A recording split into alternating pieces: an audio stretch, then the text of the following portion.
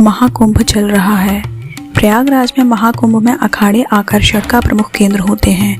महाकुंभ में अखाड़ों का आयोजन इतना भव्य होता है कि लाखों श्रद्धालु इन्हें देखने आते हैं। ये अखाड़ा क्या होता है?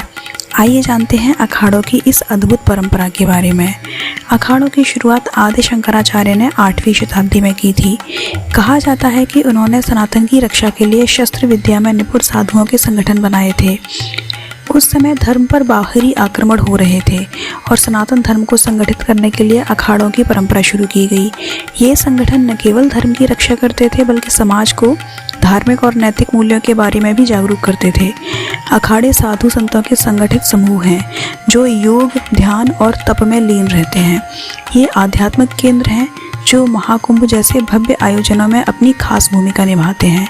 क्या आप जानते हैं भारत में कुल 13 मान्यता प्राप्त अखाड़े हैं। इन्हें 3 भागों में बांटा गया है। शैव अखाड़े भगवान शिव के उपासक होते हैं।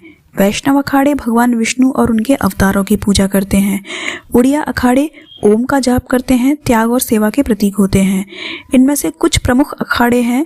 जूना अखाड़ा, यह सबसे बड़ा और प्राचीन अखाड़ा है जो शिव भक्त नागा साधुओं के लिए प्रसिद्ध है। इसकी स्थापना 1200 साल पहले हुई थी। निरंजनी अखाड़ा तप और ज्ञान के लिए जाना जाता है। निर्मोही अखाड़ा वैष्णव परंपरा का पालन करता है। अखाड़ा शब्द केवल साधना का नहीं बल्कि शक्ति और अनुशासन का प्रतीक है। यहाँ के साधु योग, ध्यान और दंड बैठक जैसे शारीरिक अभ्यास में भी पारंगत होते हैं। अखाड़ा का शाब्दिक अर्थ है वह स्थान जहाँ पहलवान मिट्टी पर कुश्ती की कला का अभ्यास करते हैं। अखाड़े न केवल शारीरिक शक्ति के केंद्र हैं बल्कि आत्म अनुशासन, संयम और मानसिक शक्ति का भी प्रतीक है। यहाँ पहलवानों को गुरु शिष्य परंपरा के तहत प्रशिक्षण दिया जाता है। तो ये थी अखाड़े के बारे में ब्रीफ इंफॉर्मेशन।